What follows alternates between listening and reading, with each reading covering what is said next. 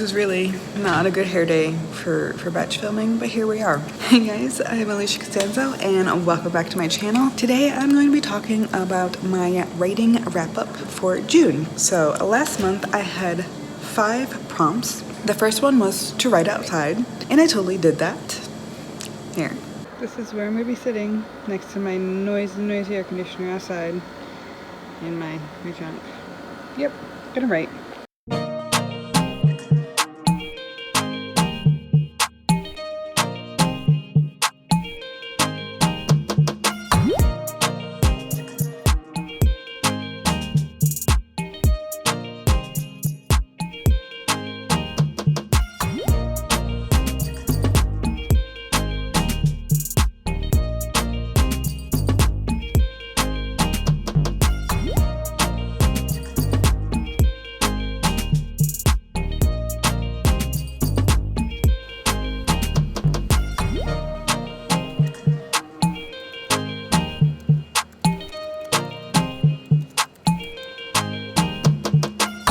So I wrote outside for like 45 minutes, got like 300 words written in a set in the past scene, and it was nice. It was warm, and then it was hot, and that was nice too, and then it was just too much. So I'm back inside, yeah.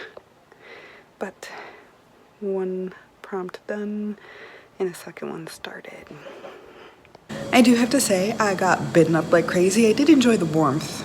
and then it got too hot. But I was also writing my set in the past prompt that I had, and I didn't finish like the entire thing, but I did get 3 full pages, and so I'm gonna count that. I didn't finish the story. It's fine. It's probably not something I'm going to share either because it's really sexy, really taboo. So we're not gonna go there. There was my set in the past prompt. I also had to complete a worksheet, and I did do that. I folded up his paper into 8, and I used the hero's journey, and I did it a little differently based on somebody else's advice to give it a try. So let's look at that.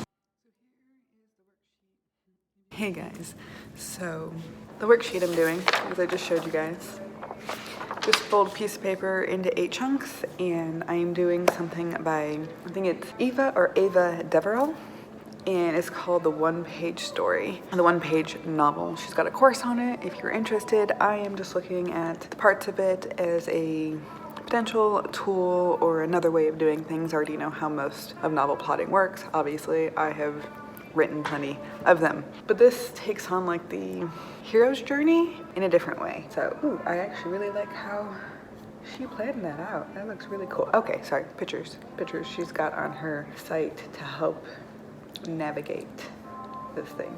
So part of the thing that she does is she uses the 8 story stages, and they are stasis, trigger, quest, bolt, shift, defeat, power, and resolution. As you can see on this thing, I got them. They're in cursive. Sorry if you can't read cursive, but I like writing cursive. And the thing she does is she makes it so that you plot out the resolution first and then go through the rest of the steps. And I found that pretty interesting because the resolution should really, everything else should lead you there. And so having that set first really undoes a lot of the hiccups that can happen in a book. And I don't know if she wrote about this, but I really like that idea. So I'm going to give it a try. And before I do, I am going to let you guys know what all of those stages mean so that you guys can have an idea of what I'm doing while I'm doing it, kind of. Not that you'll likely be able to read my handwriting as I fill this out.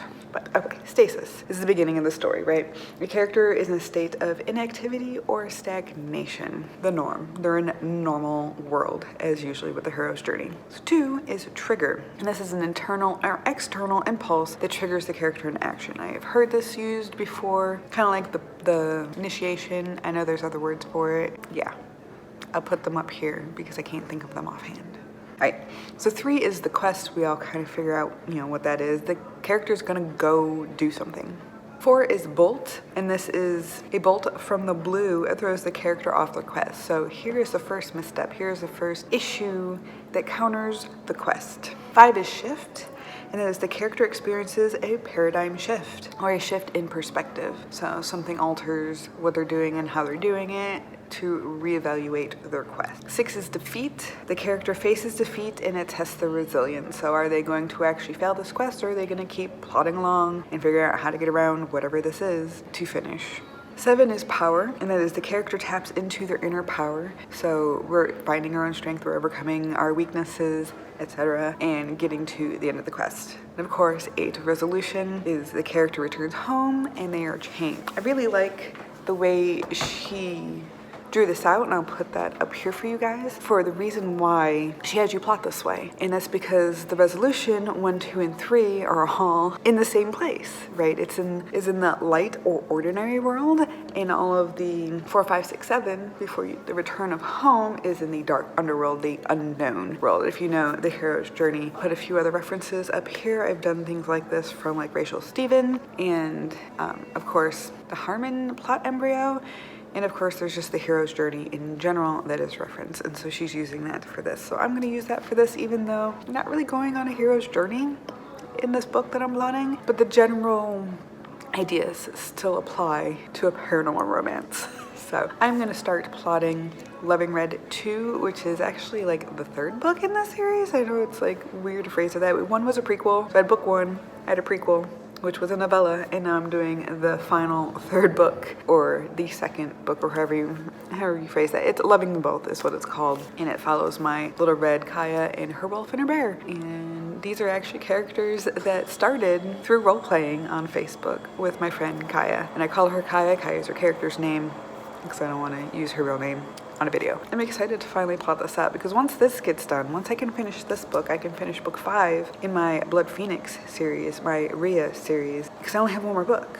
But this series and the other series, they mesh together in book 5. So I have to plot them both out before I can write either of them. I've started book 5 plotting, so now it's time to start book 2 plotting.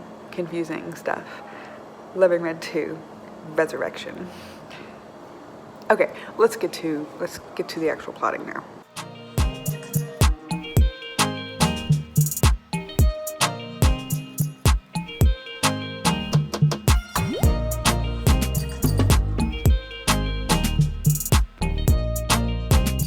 There we have it.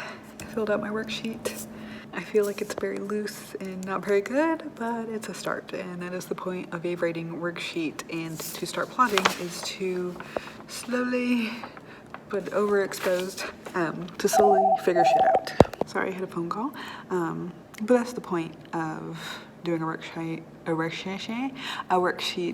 and plotting. It is a process. It's not going to happen in 1 day or 1 hour or 1 sitting. It's just not going to happen that way, because books are complex, and in order to make them good, I don't know if that's the right word, in order to weave the number of threads and stories and characters and depth into it, you need more than just 1 sitting and 1 worksheet. But I like this. I don't know if I completely followed the do it out of order. I tried and I jumped around a little bit, but it's mostly in not knowing a lot of the details of this book yet, but trying to figure them out. I did know a lot because I had, like I mentioned, this was a role-playing set of characters that I wrote the first book off of. I need to reread my first book because that would be helpful, but mostly trying to figure out what I keep from the role-playing versus what's going to make the book an actual good book. This is a lot more romance heavy than the first one was, and so I feel like I need to add some more things, and that's about where I am at the moment. So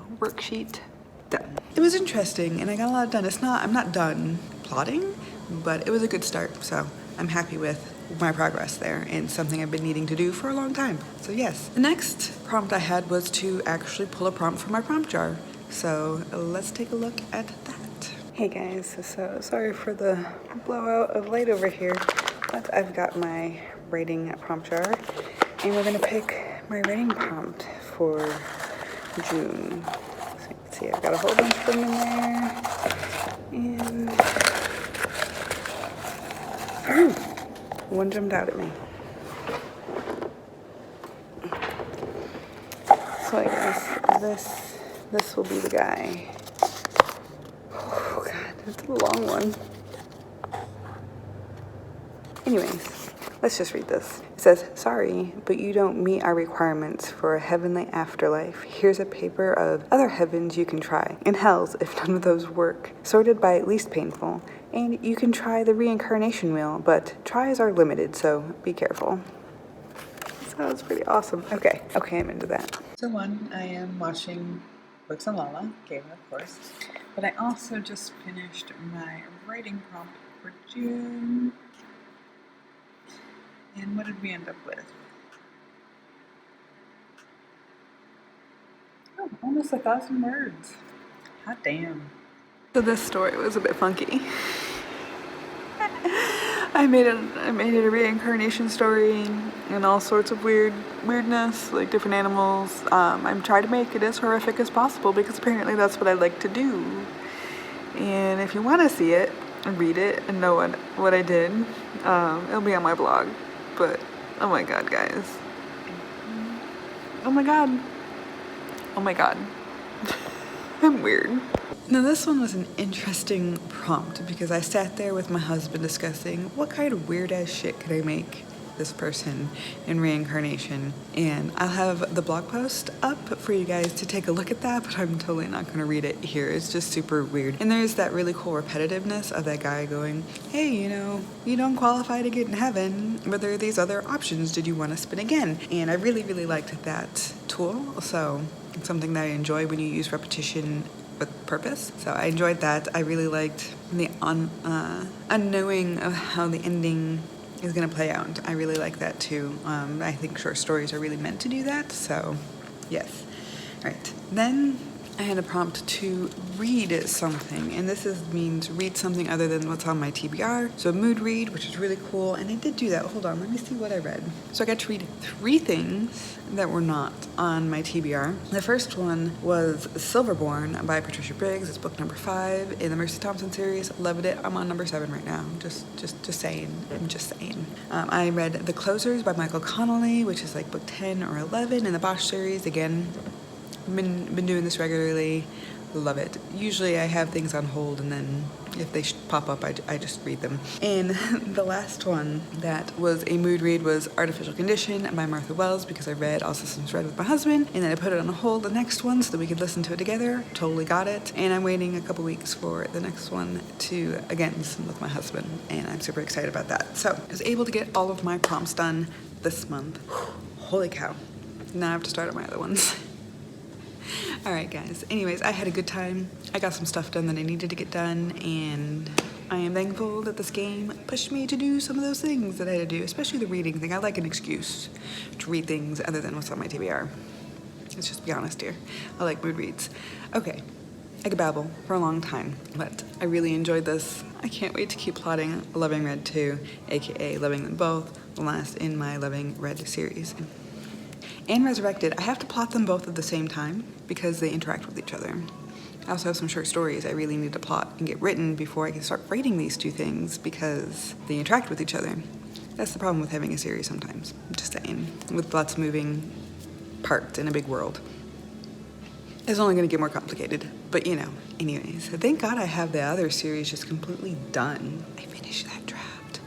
Women the Alpha. Completely done. It's not to say I don't have a few side stories I want to write, but they're not going to be attached to this.